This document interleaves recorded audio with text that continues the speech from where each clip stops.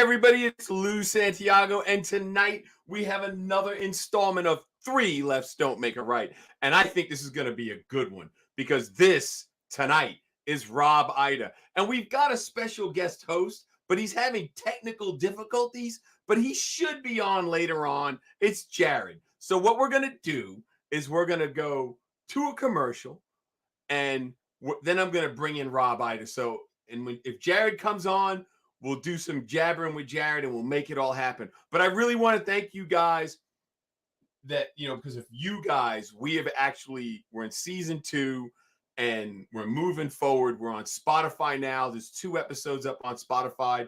The one with Carl Fisher, Make It Custom, and the one with Christy Lee. So we're moving forward. And I believe we're also on whatever it is that the Apple podcast setup. And we're working on getting more stuff up there. The goal is to get all of season 1 up there also. So I appreciate it, you guys, because without you, we wouldn't be doing this. It really is worth it to me. So let's go to a commercial, and then we're going to bring in the sheet metal man, Rob Ida of Ida Concepts. Woo!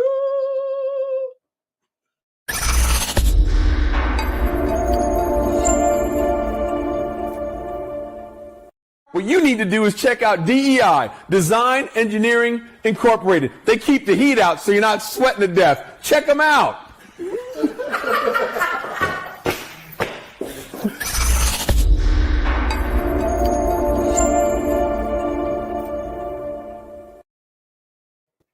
Rob!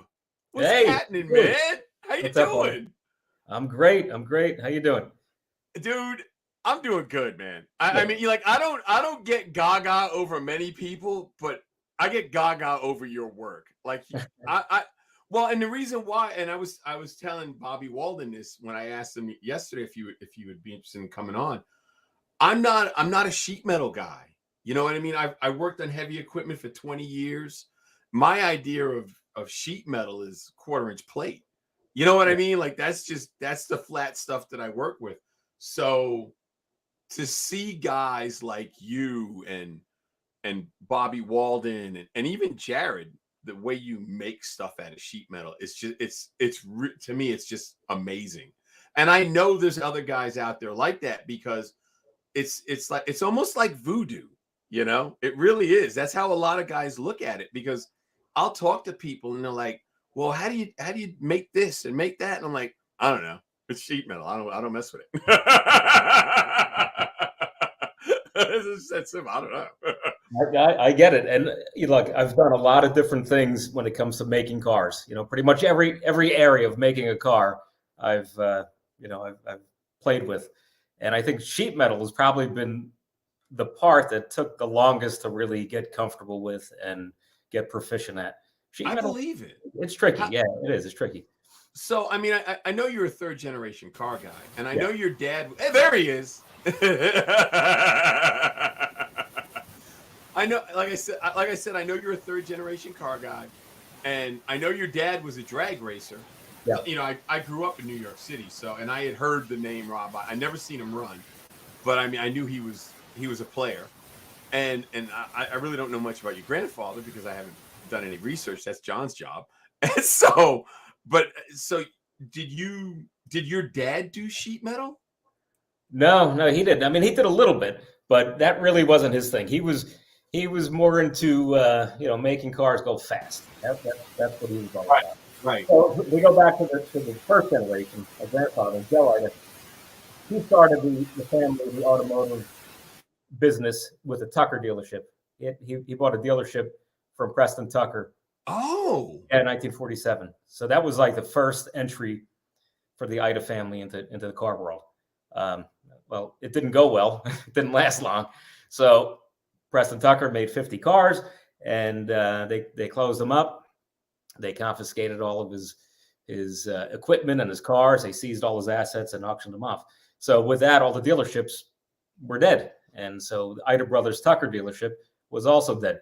So I got you. Yeah, so he went on to have an automotive repair shop in Brooklyn and a gas station, and so that's where my grandfather, kind of continued it. And then my father got into fixing cars and building race cars.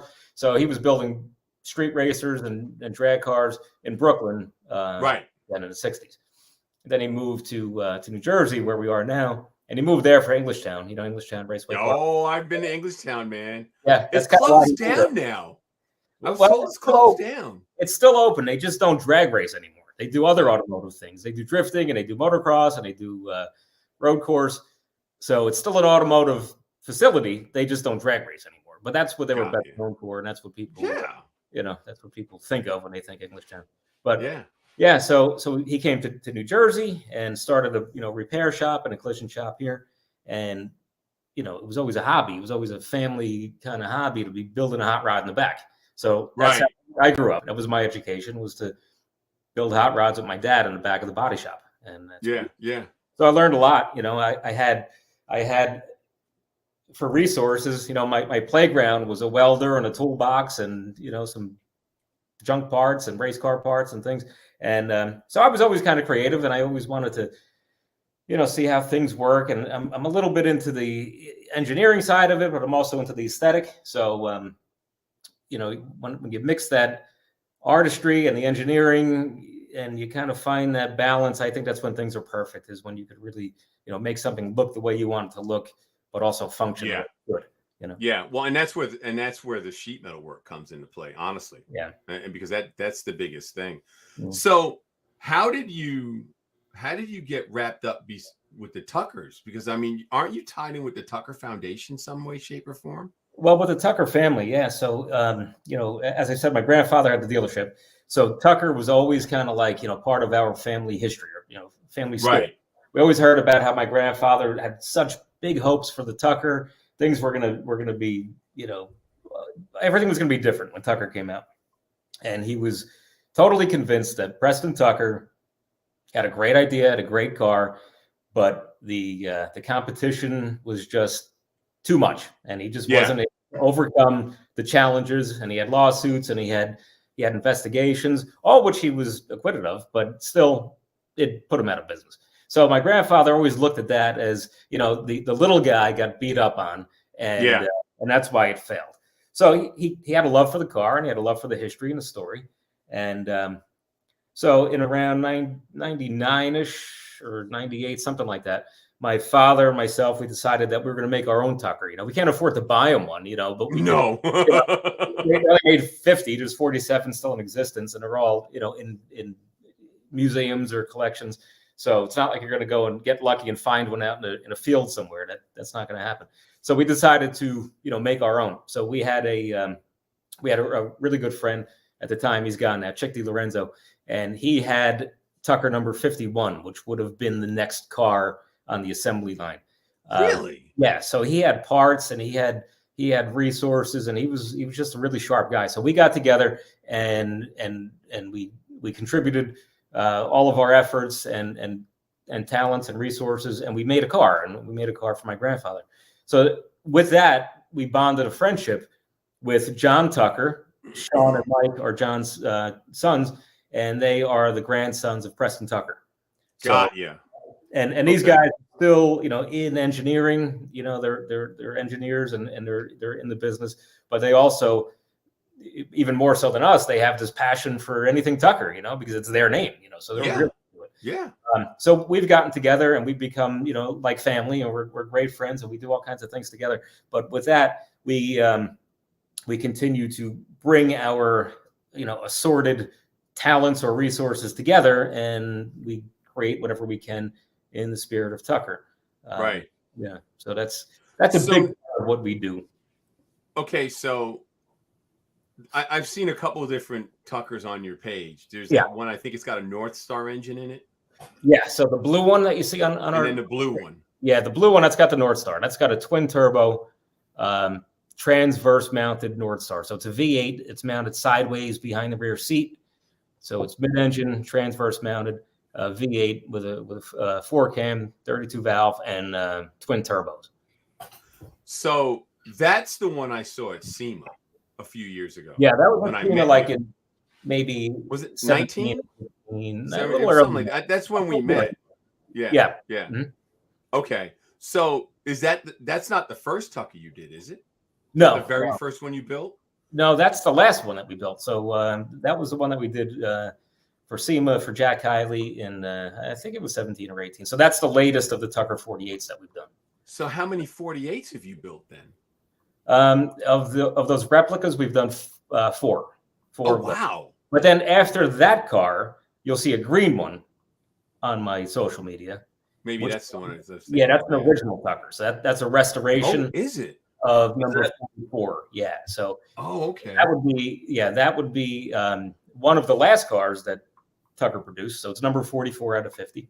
And it's owned by Howard Kroplik in Long Island, New York. And so he purchased the car and came to me and asked if I'd be interested in doing a restoration on it. And I said, well, I'm really not a restorer. I'm a hot rod guy, like I could make you something, but to restore a car isn't really what I do.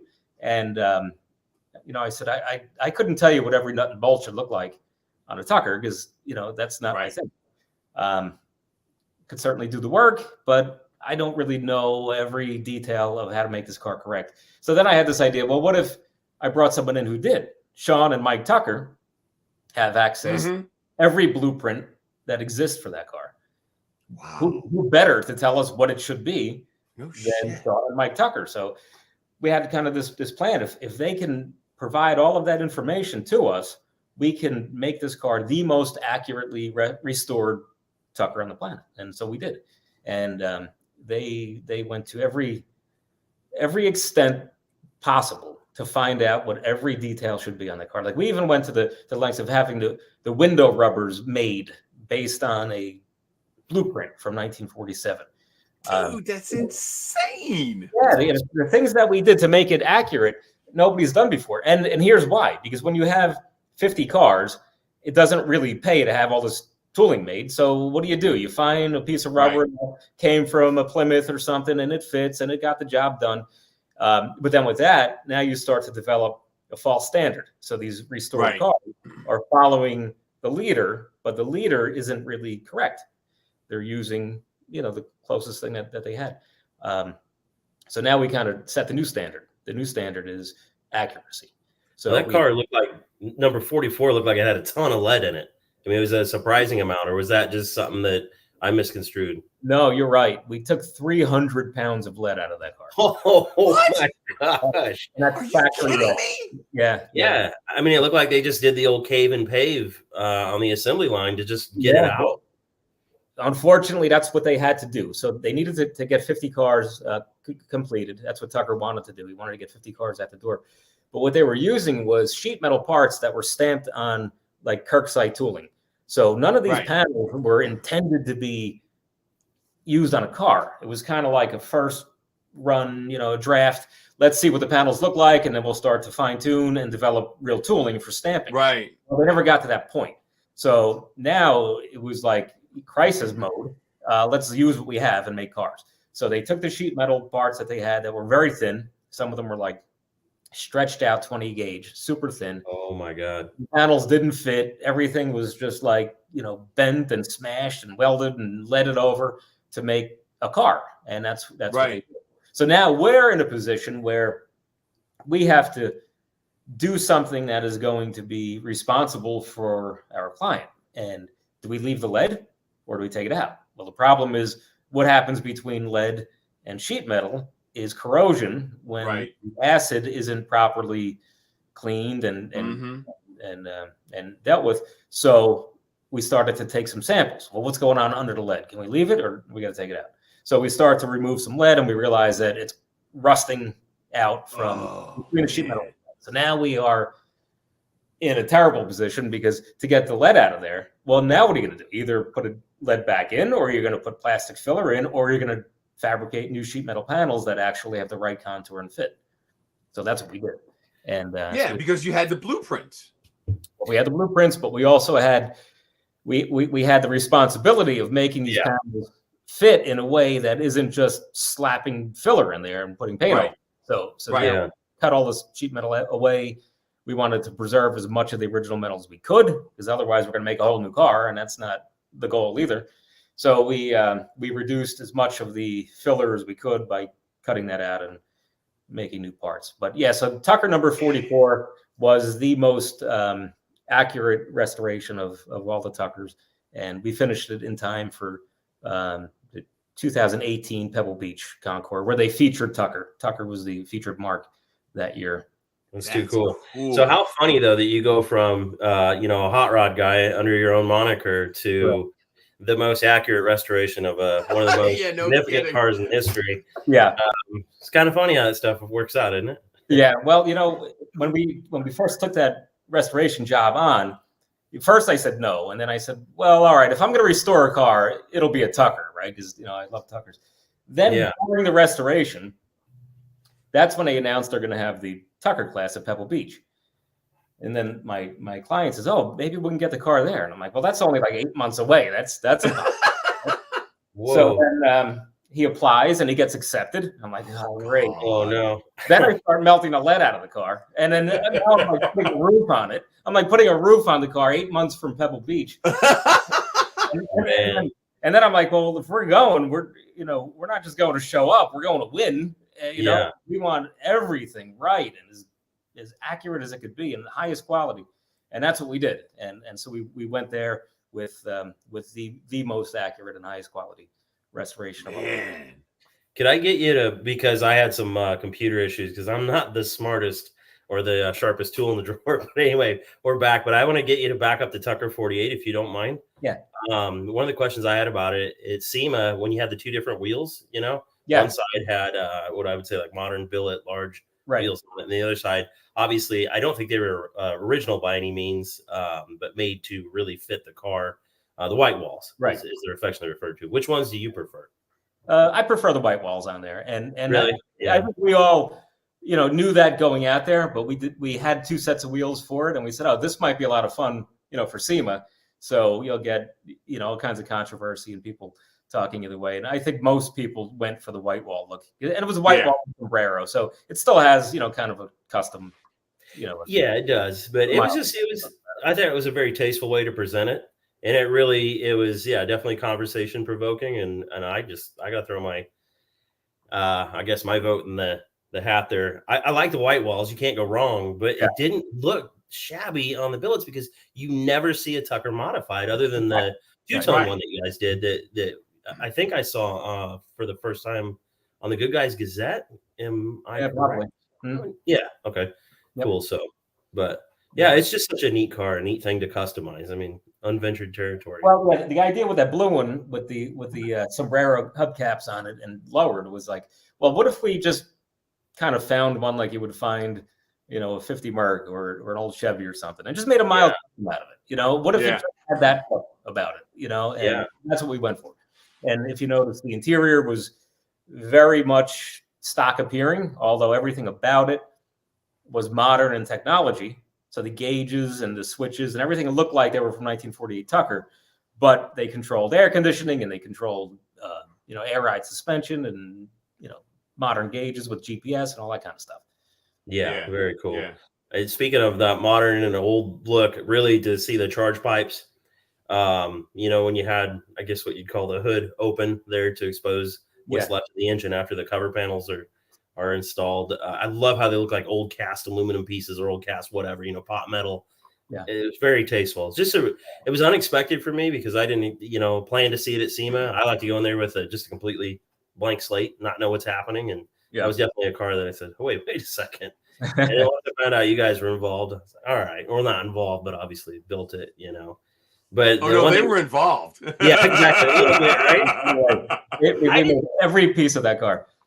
Absolutely. And I don't know if anybody can really put that into perspective unless they've done it. That's a hell of an undertaking, man. And then all the bright work, all the trim, all the freaking bumpers. I mean, all that you guys made. Unreal. It's funny that you say that because here's how it goes with showing, the Tuckers. It's like, oh my God, a Tucker. That's a real Tucker. And we're like, no, we made it. And they're like, oh, all right. It's like, oh, that's it, right? Right? It's like, no, we made it. It would have been easier to buy one. Think about that. We made every piece. And then they're like, oh, wow. Really? Yeah, reel them back in. Yeah. Yeah. And I think the more hands-on you are, the more that means to you. Oh, yeah. Mm-hmm. Yeah, because I know when I started following you on Instagram, you had there was some pictures of the blue one that were, in bare metal. And like I knew the work you did, but dude, I didn't know that I had no clue that it took that much to build a body. Yeah. As with all I knew the bracing and all that because I've cut cars up. Yeah. But to see just the bracing on the buck, and it's impressive because if you're not expecting to see that, you don't know what to think. Like you really got to sit back and look at what's going on, which most people don't get the opportunity to see. Yeah. Because don't you have to like making a door jamb with a rain gutter built in and latches that clear, a window regulator and a door handle. Like it takes a lot of engineering and moving and massaging to make that stuff happen. Modifying a car, we take a lot for granted because it's already done. And we could incrementally change that one piece at a time. But when you're like throwing all this stuff up in the air, it's a lot. It really is a lot. Yeah, definitely. You don't have something to copy from. Right. You got to dream it all up. You got to make it work. Well, and most people don't realize, isn't the buck a little bit smaller than the actual car, so all the sheet metal fits on properly? Because that's what I was always told. Yeah, but I mean, we're talking such a small amount because only the skin, which is 063, is on top of the wood. So got you. It's really nothing. But we start to build a structure into the buck. Now we're cutting down below that surface. So the surface of the buck pretty much represents the skin. I got you. Bring up door jambs, and I think a lot of times when I hear people make a distinction in generations of cars, they say, full fendered car, for example, and they use terms like that. I say definitely it would be door jambs. So when you went into, for example, like the 55 Chevy, there's your first, not necessarily the first, but first really good example of something that has quarter panels and everything else. But the most significant part about that car to me, versus like saying 37 Ford, two cars I've worked on, 55 Chevy, 37 Ford, is the door jambs and the complexity and the intricacy between the two there's just no comparison. Even the way the door moves on 55 Chevy kind of comes out and away, the hinge movement. It's so many things that people can just take for granted. It's not a house. Things move really odd and it has to go down the road. Well, and when we compare a 55 Chevy and we go back to a 1948 Tucker, 55 Chevy's got an external rain gutter, right? Yeah. 48 Tucker doesn't. The door goes into the roof, and so there's an exposed gap. There's an internal rain gutter, and he was doing this in 48. And so the reason he made the door go into the roof is so that you had more clearance to enter without smacking your head on the door. But all of those things are complex enough on just the door opening. But now you have a 4-door car without a centered piece. So both door skins have to line up to each other, not to a fixed piece. So you have two movable parts lining up to each other. Right.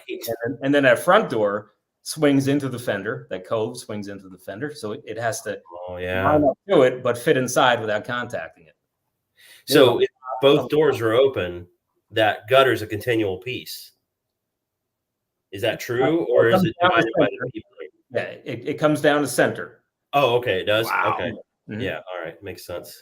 But it's because they are basically intruding on the roof that they got to line up to each other. Yeah, the two doors. Yeah. Wow. So the rear fender, the door, the rear door, and the quarter panel all have to work in harmony. And if it's a little bit out, it's a mile away. It only fits one way. That sucks. Dude, that is so crazy. I would have never thought that. Yeah. But it's all got to work because everything's supposed to fit just right. Right. Yep. Man, that's something. That's cool though. Jeez. So when you've taken the blue one to Pebble Beach, you've done Amelia Island with it. So everywhere, I guess everywhere it goes, it just kicks ass. Yeah, it's done really, really well. It won first place at Pebble Beach and at Greenwich. It won second place at Pebble Beach. Wait, did I say it won first at Pebble Beach? It won first at Amelia Island, first at Greenwich, second place at Pebble Beach to George Lucas, right? So is from Star Wars, and so he showed up with his newly restored Tucker, and they gave him the first place trophy. What a bum. We said the force was with him that day. Yeah, no kidding. That's funny. It had nothing to do with California and no, that's nothing to do. Nothing. No way. Not at all. So on the Tucker subject, still, because here I am, a late joiner. I guess you guys haven't talked about the torpedo yet, maybe. No, we haven't gotten to that one yet. Well, but the torpedo's got a little bit of history behind it now, so you may not want to talk long on it. I'm gonna leave that up to Rob. Okay. I'm gonna leave it up to Rob. Well, the torpedo was Preston Tucker's original concept from 1946, before he made the Tuckers that we all know, the 50-48s that he put out. The torpedo was the original concept that he never made, and that I didn't know it was the original one. Yeah. So he never made the car. So that design morphed from the car with the turret type roof, where it's very rounded, the steerable front fenders. And the reason he couldn't make that car is because the center drive, you just couldn't get in and out. You'd have to open up this big butterfly door on the side and climb in, and kind of walk to your seat. So it's just not practical. So it didn't pan out for a car that he could produce. So that design changed, and once he had to, get rid of the center drive, he got rid of the round roof, and the car became a little bit more traditional as far as the shape of the body goes. So our concept to alleviate that problem was to make a rotating seating assembly. So you have 3 seats in the car. You open the door, and that rotating seat assembly comes and picks you up basically at whatever door you enter, left or right, it doesn't matter, and brings you, like a carousel, brings you to the center drive. So we alleviated that problem as far as entry and exit. So now you could still have center drive. So I've looked at that turret mechanism online. It's pretty impressive. That's what I'll call it. It rotates that seating compartment, and even the fact that how you have what I'll call the pontoons or the front fenders move, and then the steering, or the actual steering done by the front tires, is done at a different rate. So those actually make an arc at 2 different paces. Which I think that is so impressive to see that mechanical part actually come to reality, rather than when it's in concept, it's a great idea, but actually making it work. You guys done a lot of that. I mean, from what I've seen, it's pretty much you're there. And I hope I'm not bringing up a sore subject, because obviously I'm missing something here, but impressive. I'm not involved in the project anymore. Okay. So you can appreciate how much time and effort goes into making all of these things that have never been done before work. Certainly. The client had no clue. So he was going to take it away and have somebody finish it faster. So, sure. Okay. Good luck. He'll come back. Don't worry. It's gonna come. Don't worry. It's gonna. It's okay. He's not coming back. But we are just starting on the build of the Tucker Carioca. So the Carioca, so the Carioca is the concept car that Tucker was dreaming up after the Tucker 48. So after they closed his company down and seized all his assets and basically shut him down completely, where he wasn't able to do anything, he moved to South America and started to develop a new car. And that was the Carioca. And the word Carioca is what we call a native, a person from Rio de Janeiro. And so I never heard that word before. That was new to me, and I was kind of wondered why he called the car that. And so I learned what that was about. Then we started to look into what engine would Tucker have used on this car, right? So he owned Franklin, Franklin helicopter and aircraft in Syracuse. Tucker bought that, and those are the engines that he used in his 48 cars. Wow! And he still owned it for years, and so we knew that he was going to use a Franklin engine in his Carioca, and we knew that it was going to be a 4-cylinder air-cooled version, rear-mounted. And we started then to look for an engine, and kind of put the word out on social media. And someone in Canada contacted us through a friend that follows us on social media and said that he owns a salvage yard for aircraft, and he used to work there as a kid. Now he owns it, and for 50 years that he knows of, this engine has been sitting in dry storage, basically waiting for us. So Sean Tucker and myself, we drove out to Canada, and we got the engine, and we have it now. We're building the suspension. We have the engine and transaxle set up, and just starting to fabricate the body now. That's so awesome. cool. Is that like a flat opposed 4-cylinder then? The Yeah. engine, or So what Tucker used on the 48 cars was the flat opposed 6, and then he took the air cooled jugs off it, and he made water cooled heads. cool. This time he was talking about leaving it air cooled. So this will be an air cooled flat 4-cylinder rear mounted engine. So a lot like a Porsche Speedster. Yeah. Right. Yeah. Very small, nimble sports car with that, trademark 3 headlights and that bumper opening, just like you'd expect, to see. And hubcaps that don't spin. And so if you notice on that drawing that you have up on the screen right now, that front brace and the bottom lower brace attached to the hubcap, and that's what holds the right the fender on. So wow. that hubcap disc has to remain stationary. Oh, yeah. So I just did that today. I made a working prototype for that piece today, and so it's on my Instagram right now. I saw it. That's why I said it doesn't move. Yeah. That's cool. So the working prototype will now give us enough information where we could make real pieces. We'll machine the pieces out, and everything will be nice, solid, and will work well. That's awesome, dude. That is so cool. So I sent Brad, our producer, the pictures of that red Ferrari. Yes. So I know Jared wanted to talk about that. So Brad, check your phone. I sent you the link. But what's the deal with that Jag that you got? That's all chopped and Marcy's swoopy yeah, that's a great project. Oh man. Yeah, Marcy and Jeff Allison, they got together on this design, and they worked on hammering this thing out before I even knew about it. They had this design, and a lot of times I'll do a lot of my own design work, or I'll have a concept and I'll reach out to somebody and we'll work together on a collaboration. Rarely does anybody come to me with a completed design. In fact, this is probably the first time that it's ever happened. And they said, what do you think about building an E-Type? I said, yeah, I've always wanted to do an E-Type.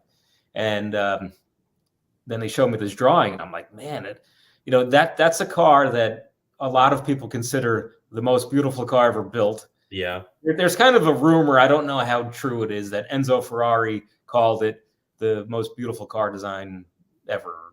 I've heard that, yeah. I've heard it. I don't know if it's true, but right. But a lot of people do consider this car to be, the best looking car ever designed. And then you wonder, well, can you improve it, or are we just going to harm this thing? And once I saw what they had in mind, I realized they actually did improve. They improved it.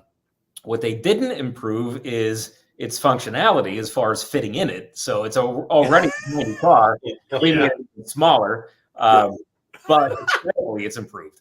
So we've heard people say, "Oh, that's the way Jaguar should have done it," but there's no way Jaguar could have done it because they wouldn't have sold one. You can't. Right. You can't sell it to the public. It's too tight. Yeah, one of my students is actually doing one of those. Oh, is that right? Yeah. Yeah, he's got one. It's I think it's a 68. 69. It's one of that. But yeah, he's got it painted.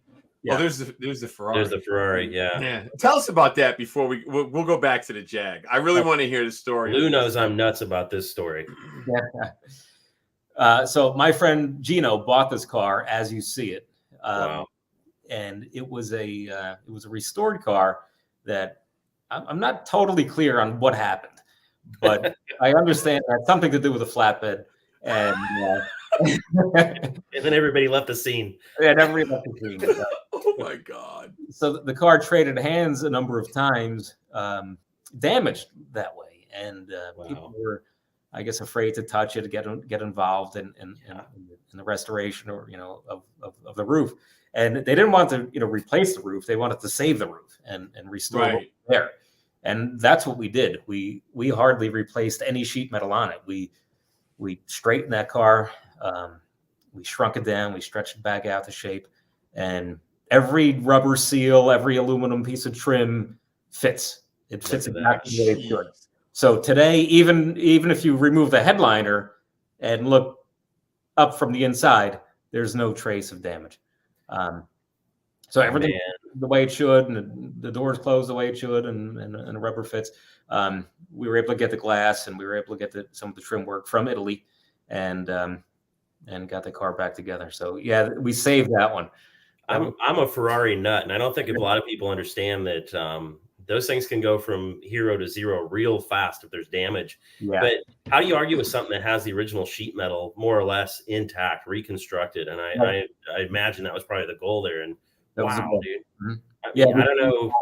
Yeah, so it's exactly the way it should be. And people so cool. have basically rebodied Ferraris, and or taken one Ferrari body off its chassis, and then they fabricate a new chassis, put it under the original body, fabricate a new body, put it on the original chassis. And now they have what they consider two original Ferraris, which is not right. That's not original Ferraris. That's correct. No, not right. That's reproducing something that's not on the up and up. But what we did on that car is we saved all the original sheet metal and put it back. That's fantastic. That is so crazy. Yeah, I was telling Lou, it was funny because when he called to say this is the interview I was going to do, that's the first thing I brought up, and then he enthusiastically is like, "Yeah, that's the guy." I said, "Oh yeah, I know." And if you notice in the one picture you just showed, right behind it was Tucker 44, right behind. Oh yeah. But now that what Ferrari is that? Because I'm not a Ferrari guy, so I just know it's a Ferrari because of the logo on the hood. That's all I know. So what kind of Ferrari is? What model is it? It's a 12-cylinder Ferrari, and I think it's called a 365 2+2. 2+2. Yep, that's it. That's the car. Yeah. They didn't make many of them, obviously, because that's the first one I've ever seen. That car. It's more of a touring car. It's a big car. It's a big, comfortable car. Oh, okay. They're crazy money though. Those anything 12-cylinder and 60s, even the 4-seater configurations they're nutty money. Yeah, it sounds like magic. That 12-cylinder. Yeah, it's beautiful. Yeah. Well, they came out a couple years ago with another touring car with a 12-cylinder, didn't they? Ferrari. Well, I remember they've had them throughout the years with the FF and the really like the 550, then the 575, then the Scaglietti, it went on and on. But the FF and the Lusso are the new 4-seaters. They're really crazy because they have what they call that shooting brake roof line. I mean, they're you either love them or hate them, but they're enormous cars and they're 4-seaters. They're something else. Yeah, I didn't know there was 4-seater. I didn't know that.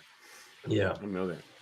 Yeah, I don't know anything. The only thing I know about that Ferrari is when we did that 355 on the show. That's all I know.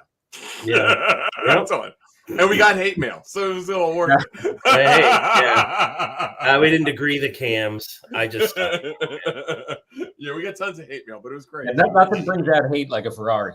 Yeah, exactly. Man, it's crazy. Exactly. It is crazy. The way I look at it, if you can stretch a carbon Kevlar belt, go for it. I don't know, I get how critical valve tolerance is and all that, but it's just at the end of the day, at some point you got to live, let her sing.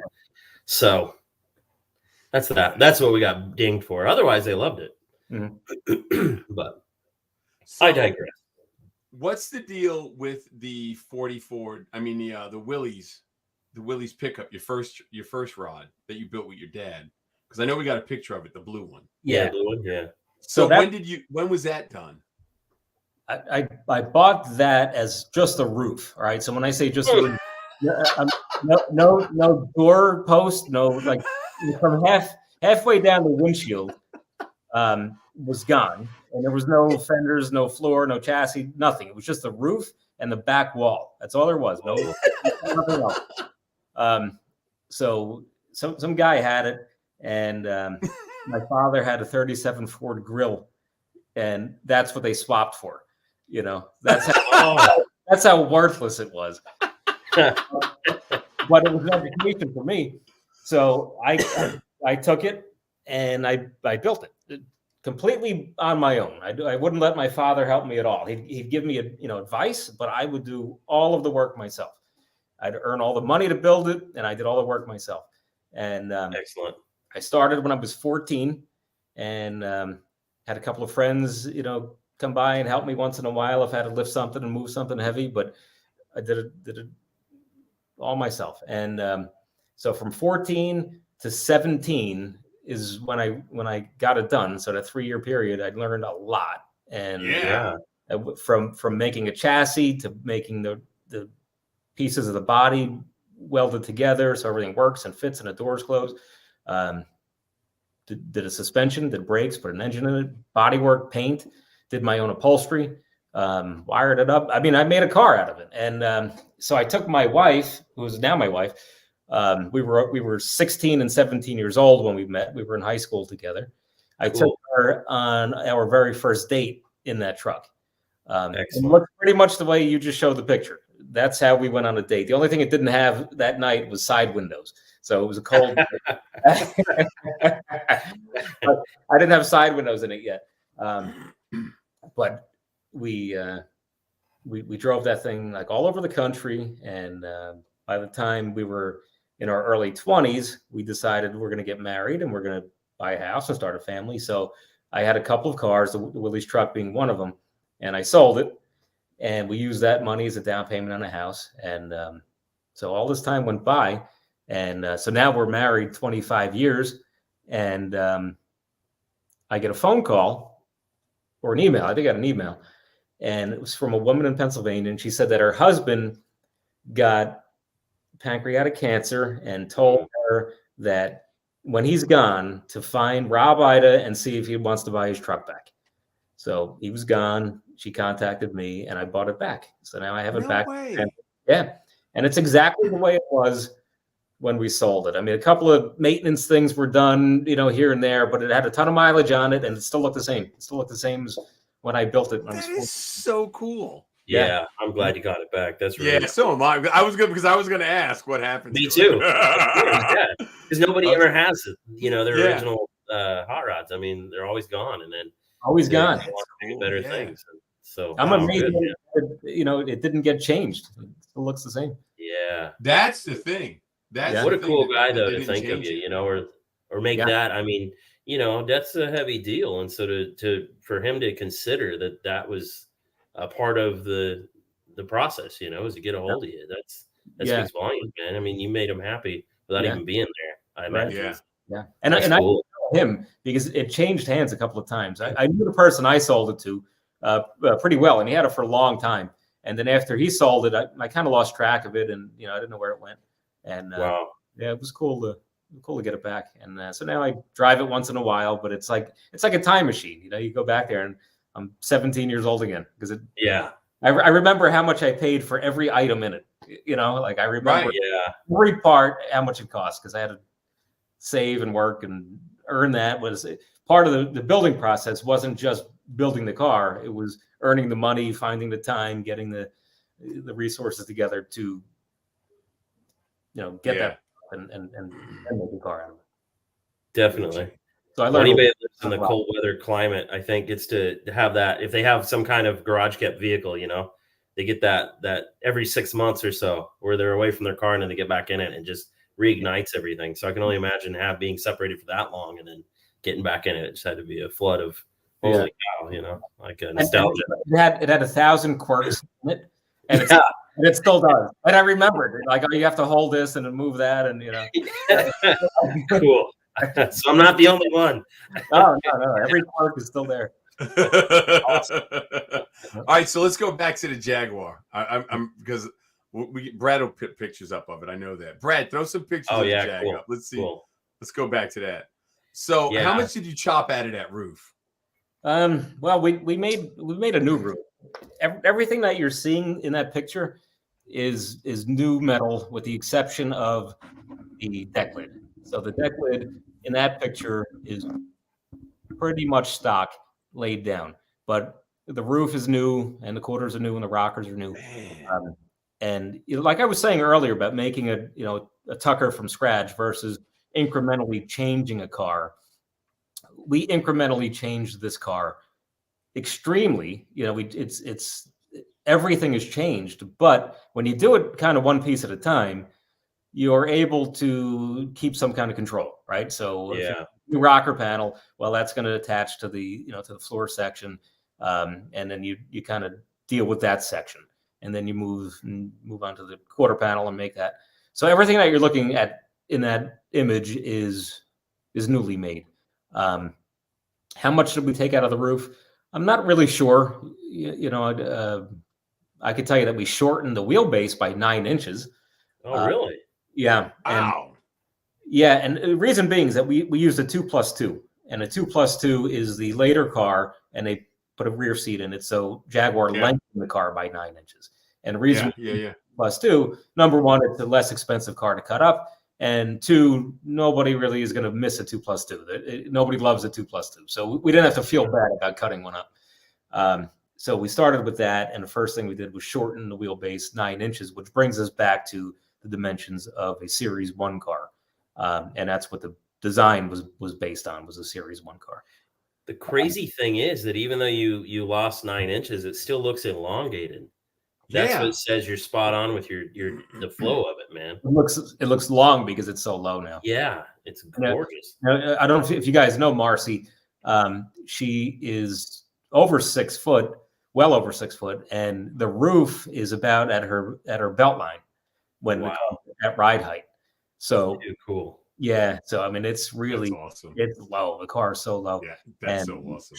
She could be in there. She could drive the car. She's got plenty of leg room in it, but the real challenge is the size of the door opening. So you have to be careful getting in and out through the door opening.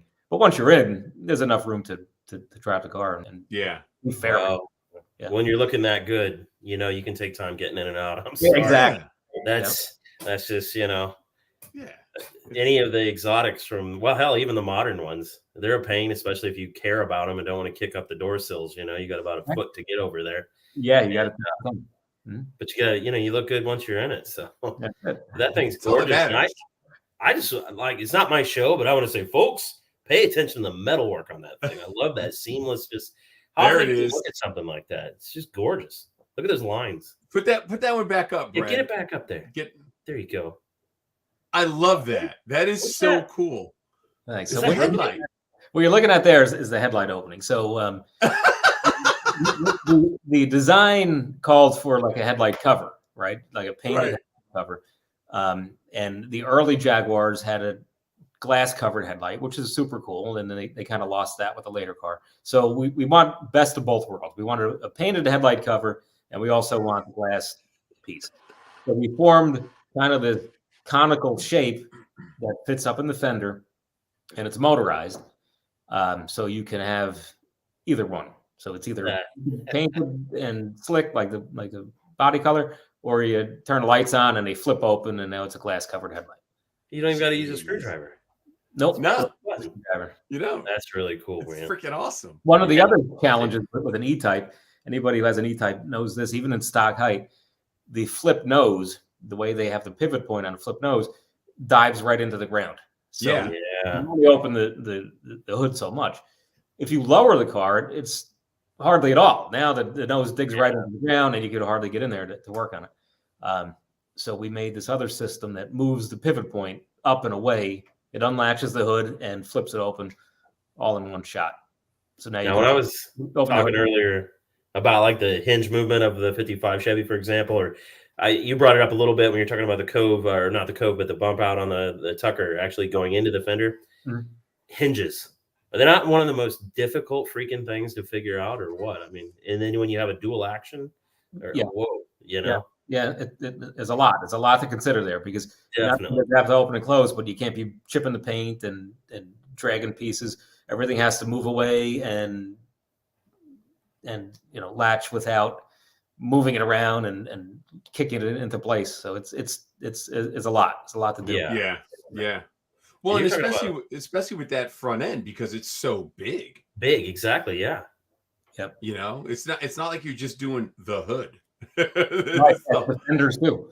Right. It's the whole thing. Yeah. Yeah, that's the thing, man. All one piece.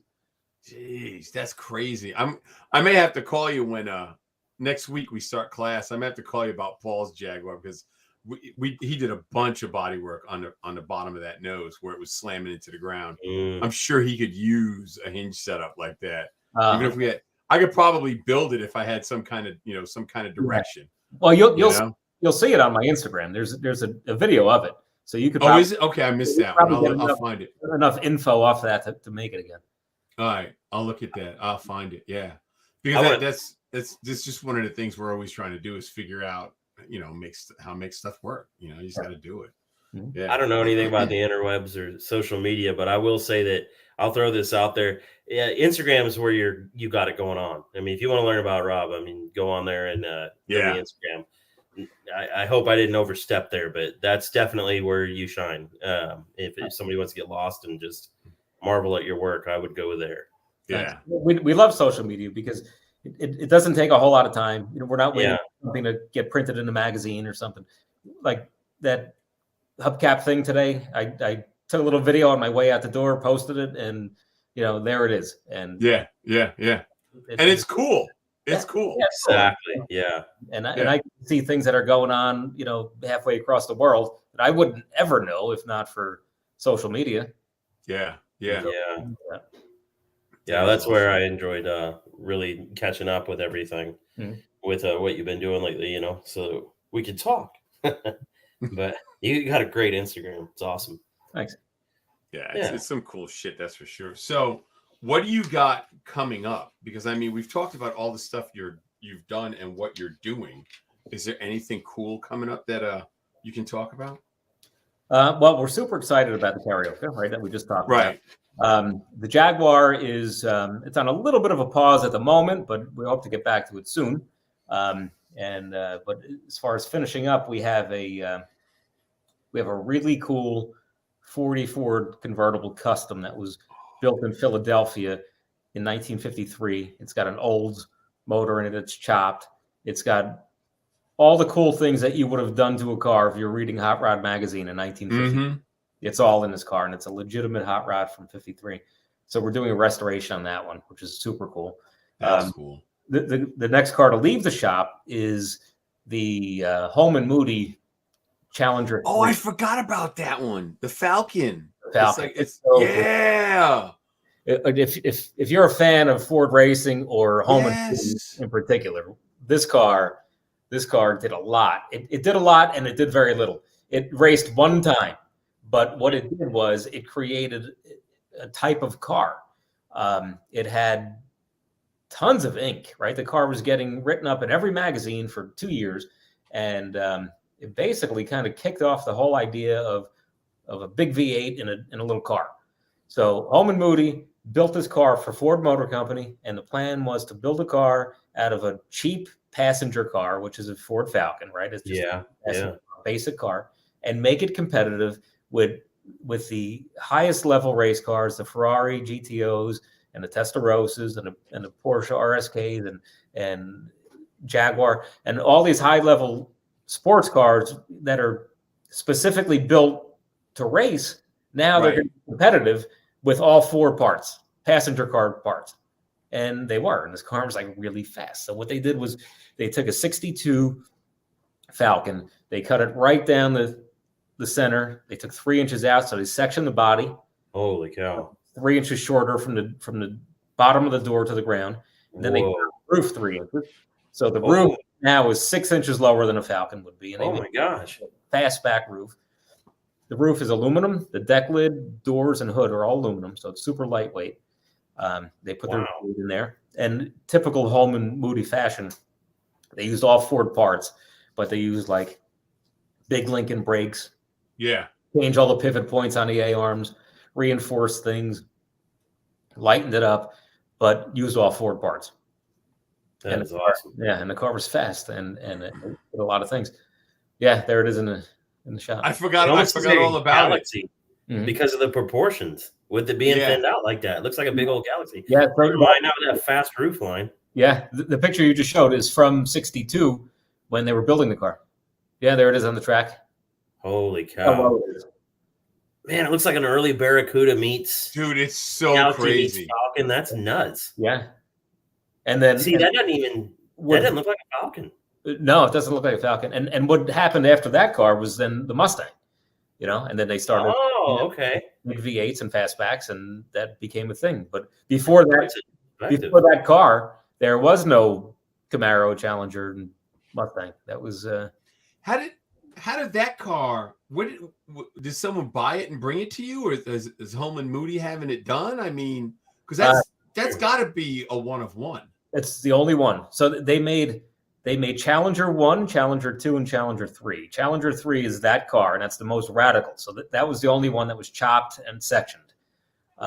So all the Challengers look different. That's the only one that looks like that, and that's the most radical of the series of cars. And it's owned also by Howard Kroplick. He is the owner of the Tucker, the green Tucker that we restored. So after we did the Tucker restoration for him, he enjoyed showing that car. In fact, that car is being shown right now. The Tucker is at the Savoy Museum in North Carolina. We're in North Carolina. I'm not exactly sure where it is. Because that's where I live. I'm in North Carolina. I'm right above Charlotte. Yeah. I'd go see that. Savoy. All right. It's new. It's a brand new museum. It's so great that there's people like him that are keeping that stuff alive, He's great. Howard is so great to work with because his enthusiasm is more about sharing the car. Like he loves people enjoy it. Yeah. He's not the type that just wants to lock it away and nobody gets to touch it or see it. He's taking people for rides in his cars and everybody gets to sit in it. And he has open houses at his collection all the time. A more enthusiastic collector is hard to find than Howard. Yeah, that's awesome. Great. Yep, that's great. They're as rare as the cars. Yeah, wonderful guy, and that's awesome. So he'll do a lot of things with the Holman Moody car, and cool. He'll show it off as much as he can. Yeah, so that's enough car to roll out of the shop. Yeah, because I remember when I saw it on Instagram the first time, and I'm looking at it going, okay, it's a Falcon, but what did they do? Because I'm looking, you can tell something was done besides a fastback. I had no idea that they just sectioned the car. Exactly. Yeah. And when you see it in person, it's really different because it's so low. It's got a presence about it. Yeah. It's crazy. Yeah. It's cool though. What engine came in that thing originally? What engine did they race it with? I should say. It's got a 289 in it, and they raced it with a baby V8 first, and then they changed it to this 289. So that's what's in it.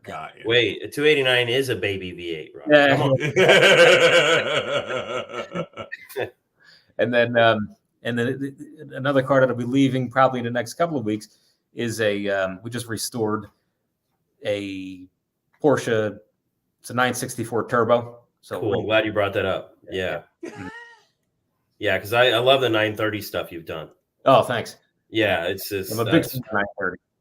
Yeah, 356s and 30s. I love them. Yeah, I don't know, man. I'm a kid of the 80s, right? So the 930s just dream car stuff. And Lou and I were lucky enough to build a new turbo system for a guy who had a just immaculate original one. And do this as a twin plug. Yeah. And then put a Haltech, on top of the original stuff. But anyway, had pretty good success with it. But I mean, it likes to break the clutch and axles with the big turbo on it. Man. I think but it's just they're cool cars, man. But the ones you've done, especially, I think that I don't know if I like the gray one or the blue one that I was looking at better, but and I know they each have their own names, but the way you carry the hood line down, in the front of that gray one, just hard to beat. Same body on both cars, just different same colors. bodies. Yeah. Yep. Oh, okay, cool. Just different colors. Do you sell those parts? The what would I call I guess they're not bumper covers, but the front and rear bumpers or fascias on those, or is that? I don't. No, I only make them for the cars I build. Okay. Yeah, I don't really sell them. Yeah, that's crazy. And the Savoy Museum, I said, is in North Carolina. It's in Georgia. I had that. Okay. Sorry about that. Cartersville, Georgia. Yeah, one of the guys asked. Yeah, I was gonna say something, but you were talking. I figured I'd wait because I wrote it down. And this weekend, Sean and Mike Tucker the great grandsons of Preston Tucker, are doing a presentation on that car at the Savoy Museum in Georgia. Good Very time. cool. Yeah, I think that Man, either Saturday or Sunday. I'm not sure which day. I'm gonna have to check that out. Well, fine. Yeah, I could probably do it Saturday. I gotta look. I gotta check. That'd be worth making a drive down there for that. It's just cool. I love looking at stuff like that. I love going to that stuff. It's awesome. So make it happen. So when do you think the karaoke is what I'm going to call it? The karaoke is going to be done. I have no idea when that one's going to be done. That's it's kind of a personal project that I'm going to work on, and as I can figure things out and come up with a way to accomplish these novel ideas that Preston Tucker had, basically taking them on one at a time. Right. So that's cool. No real rush to get it done. I'm going to enjoy the process, and it'll be shown as a work in progress. So it'll make some rounds. Yeah. Well, I just want you to know. that. Sorry, Jared. Go ahead. Finish saying what you Oh, said. I was just gonna say when when your work's that quality, you can do that. You can kind of take it around while it's in construction. Otherwise, you got to bury it in Bondo and paint. But everybody's got to use some filler and paint. But of course, we do. But I just mean otherwise, yeah. But when your work's that quality, it's such a joy as a spectator to see it, on display. So thanks. Yeah. I got I'm trying to get back on the books for back surgery. After I get my back surgery done, I'm gonna have to come up and bother you in New Jersey, man. I just Do you get back to New York a lot? Huh? Do you get back to New York a lot? No. No. No. No. You're not getting back there. No. I left in 81, and the only time I go back is for funerals. That's it. And I'm out by dark. No bullshit. Yeah. Like, dude, I'm out. I'm gone. I don't mess around. We started out in the South Bronx, and then we moved out to Hempstead, Long Island. Oh, okay. Yeah. Did a lot of time in Co-op City. Did a lot of time running around, Brooklyn and the Bronx. We street raced a lot. Me and my friend Wayne, we street raced in Brooklyn on Flatlands Avenue, which I have the street sign in my yard for. We did Red Hook, 150th and the Conduit. We did Deer Park Avenue out in Long Island, 231. We used to race all the time. He had a 70 Cuda, and I helped him build a 70 Cuda and a 68 Dart. Those were the two that we really ran on the streets. And it was kind of funny because Wayne's this pasty white guy that still can't grow a beard to this day, and me. We'd go to Philly and race at Front Street. Just, it's what we did, man. It was great. It was a fun time. Yeah, it was a good time. Can't complain. But that was it, man. I don't big money now. Oh yeah, big money. Yeah. Well, dude, any kind of racing is big money. I don't care what it is. Yeah. I don't care if it's F1 or on the street. It's big money. Yeah. A friend of mine does chassis work. I go to his shop every now and then and bother him. He had a 3rd gen Camaro. It had a damn 700 cubic inch Sonny Lennon motor in it with 4 shots of nitrous. I'm like, and it's a street car. Like everything worked on it. It was out of DC. Yeah. That's all he said. All I know is the car came out of DC. These guys show up, they pay me, I work on them. I'm with you on that. Crazy. I wouldn't bitch. But yeah. Well, look, Rob, we got to cut you loose, man. We're in an hour. We just got to make it happen. So here's what we're gonna do. Rob, say goodnight. Good night. Thanks for having me. Dude, we're glad you came. Jared, say goodnight. Say goodnight. Well, good night. Good night. All right, everybody. Hope you enjoyed the show. Rob Ida is a great guy. We'll have Jared back when he gets his technical issues worked out again because, he's going to stand in for me when I get the back surgery. I actually have an appointment this week, and then next week I have an appointment with the back surgeon. So hopefully I can get on the books and get this thing fixed. Until next week, who do we have next week? We got the Hot Rod Power Tour and all that stuff that we've been talking about. Oh, we got the Rocket Man next week. Ricky the Rocket Man with his jet truck, the Bone Shaker. That's going to be huge comedy because he's from Canada. So until then, you guys, I hope you enjoyed the show. I'm Lou Santiago. Later.